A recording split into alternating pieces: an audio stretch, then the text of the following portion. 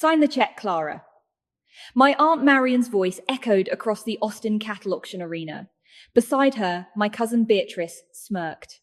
The auctioneer had just slammed his gavel on a prize bull for $250,000, a bid my Uncle Silas made to save face after losing a poker game. Now, they were forcing me, the orphan niece they treated like a ranch hand, to drain my veterinary clinic's savings to pay for it. I didn't cry.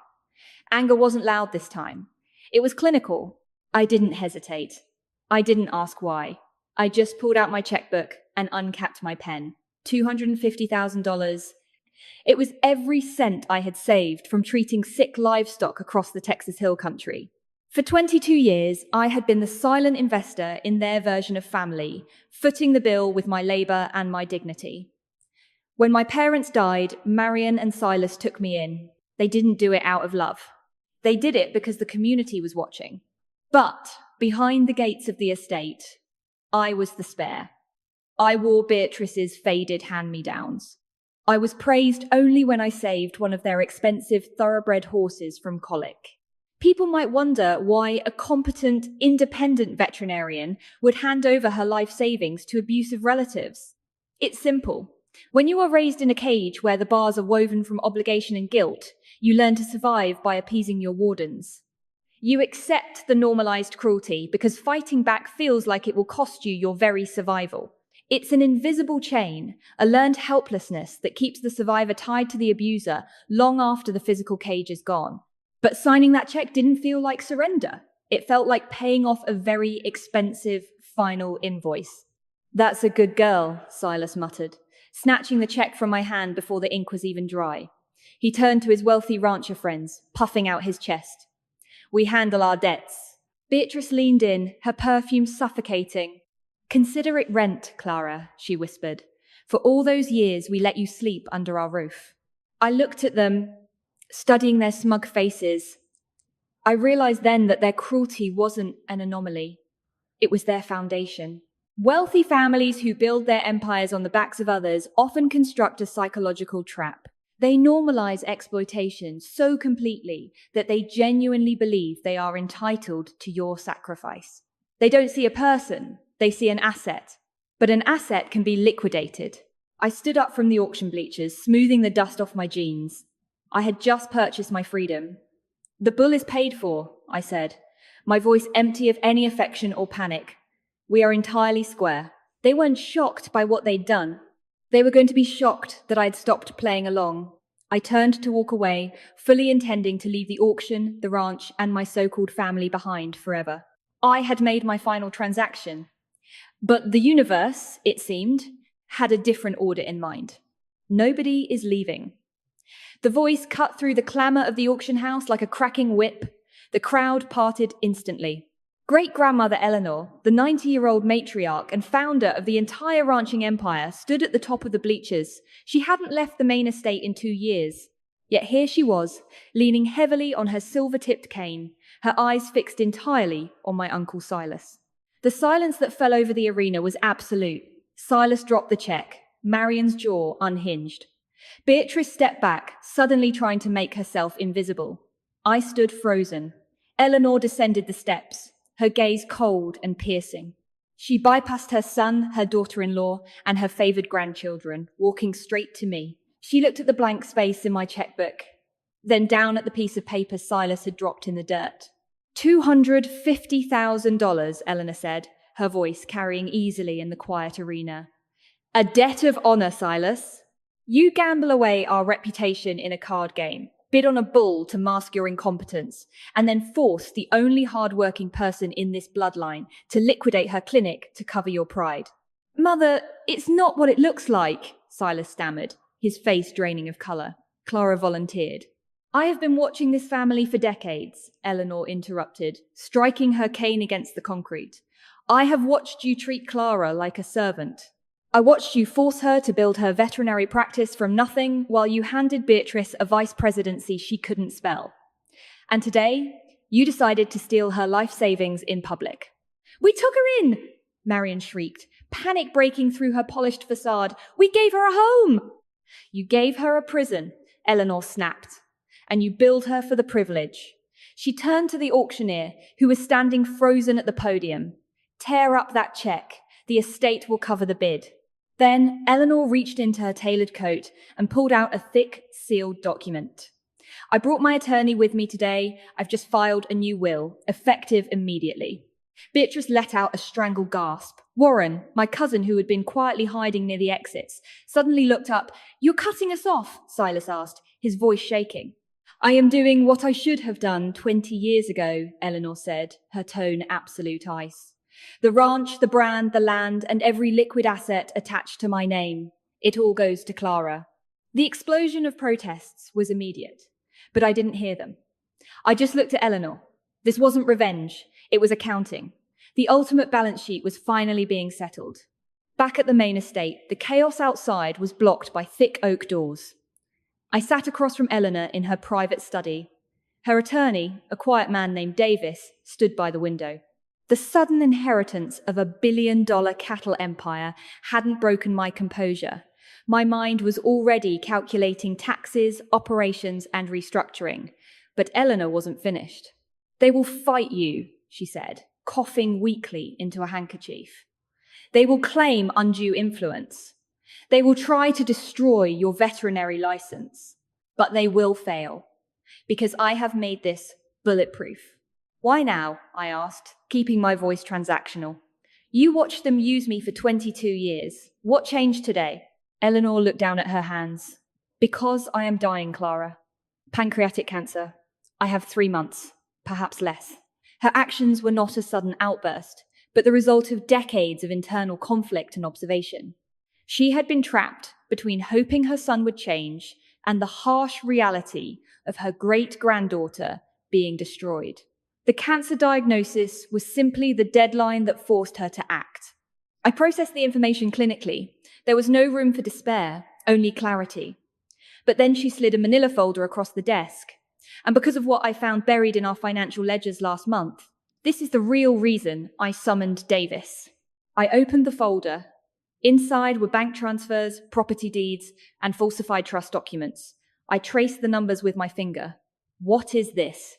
"When your parents died," Eleanor said quietly, "they left you a parcel of land in West Texas, prime grazing property. Marion and Silas were appointed as trustees to manage it until you turned 18. They didn't manage it, they sold it." My eyes scanned the highlighted figures. $750,000. "They sold my parents' land," I stated. "And where did the money go?" "To Beatrice's college tuition, to Warren's sports cars, to covering Silas's gambling debts."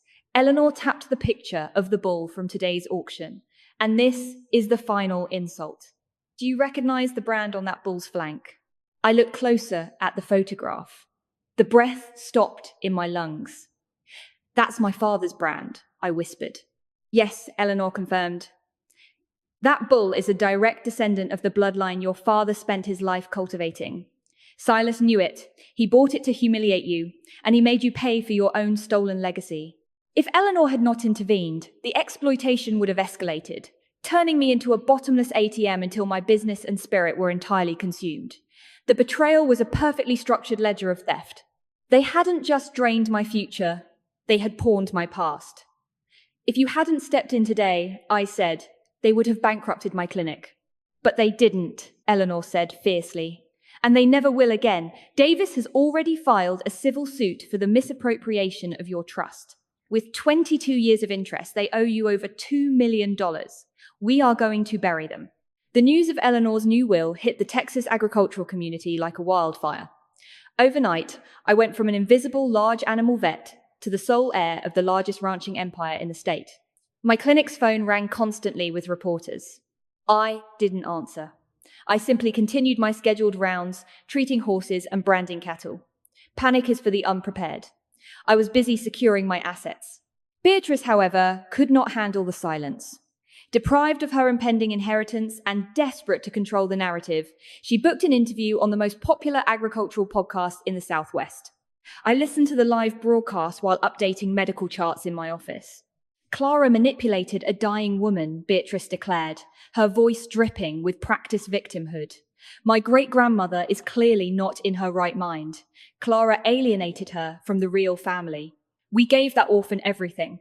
And this is how she repays us. The podcast host, a veteran rancher named Holden, pushed back. But what about the civil suit Beatrice? There are public filings indicating your parents sold a trust property belonging to Clara and misappropriated $750,000. I heard Beatrice's sharp intake of breath. She hadn't expected him to have done his research. That money was compensation, she snapped, her polished tone fracturing into shrill anger. Raising a child is expensive. Do you know what it cost to feed her, clothe her, and put up with her? We earned that money. It was ours by right. You earned $750,000 for providing basic shelter to your cousin, Holden asked, his tone laced with disbelief. While she worked the ranch for free? She owed us, Beatrice screamed into the microphone, completely losing control. That land was useless to a kid. We took it because we deserved it. She should be grateful we didn't leave her to rot. I paused my typing. It was a flawless, unforced error. In her desperation to save face, Beatrice had just publicly confessed to felony fraud and misappropriation of trust funds on a recorded, syndicated broadcast. The internet moved swiftly. Within 2 hours, the audio clip had been shared 50,000 times. The hashtag demanding justice for Clara was trending across Texas. My phone buzzed. It was Davis, the attorney. Did you hear the broadcast? He asked. I heard it, I replied, filing away a folder. It seems my cousin just handed us an audio confession to present to the judge. Their lawyers are already trying to issue a retraction, Davis noted, sounding remarkably cheerful. Let them try, I said. You can't unring a bell and you can't uncash a stolen check. File the motion for summary judgment tomorrow. The courthouse in Austin was swarming with local media. I walked through the double doors wearing a tailored black suit, my expression carefully blank. Beatrice's podcast meltdown had decimated their legal strategy. There was no settlement to negotiate. We were here for the final audit. Inside the courtroom, Silas and Marion looked completely hollowed out. Beatrice refused to make eye contact, staring at the polished wood table. When the judge reviewed the trust documents, the bank records, and the transcript of Beatrice's interview, the hearing lasted less than 40 minutes. The evidence of financial exploitation is overwhelming, the judge stated, his voice echoing in the quiet room. Not only is the new will upheld, but Silas and Marion are ordered to pay $2.8 million in restitution for the stolen trust, including interest. You have 90 days to liquidate your assets to satisfy this debt. Marion collapsed into her hands, sobbing loudly. Silas looked as if he had been struck by lightning. They had built their entire identity on the illusion of immense wealth and untouchable power. But wealth without character is just a rented facade. When a family builds its status entirely on stolen capital and the exploitation of the vulnerable, their power is nothing more than an empty wallet. The moment the money evaporates, they lack the intrinsic value to stand on their own. They weren't just bankrupt financially, they were bankrupt morally and socially. I walked out of the courtroom feeling nothing but clinical satisfaction.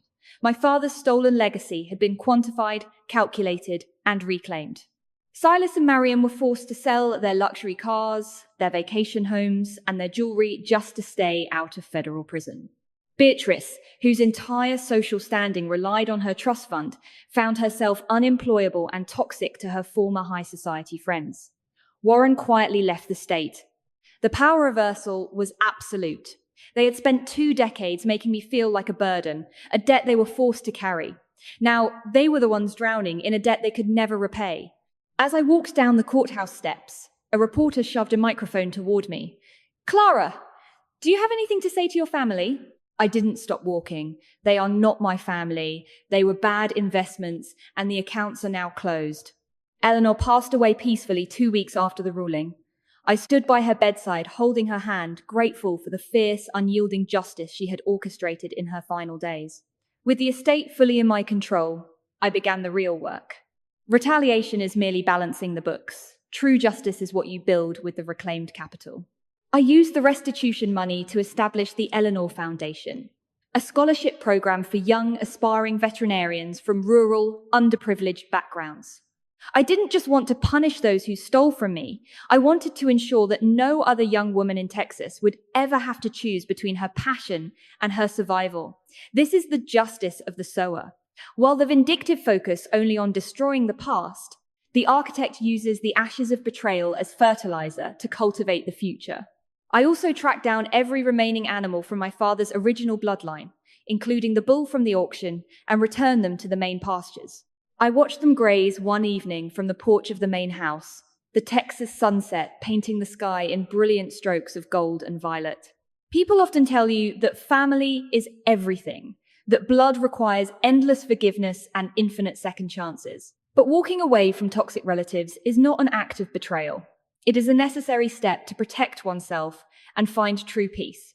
I've come to realize that blood only makes you related. Loyalty, respect, and fundamental human decency are what make you family. For anyone who has ever felt like an outsider in their own home, carrying the ache of not belonging, know that you have the power to define your own worth. I look out over the thousands of acres that are now mine.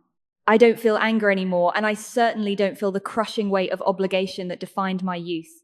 I feel a profound, quiet peace. Forgiveness isn't always for the other person. Sometimes it's the only way to set yourself free. I didn't forgive Marion, Silas, or Beatrice for what they did, but I forgave myself for believing I ever deserved it. I built a life, a foundation, and a legacy on the very land they tried to steal from me. And as I watch the new generation of veterinary students walk through the gates of the foundation, I know that my father's true legacy wasn't just the cattle or the land. It was the resilience to survive the drought and the strength to rebuild when the rain finally comes.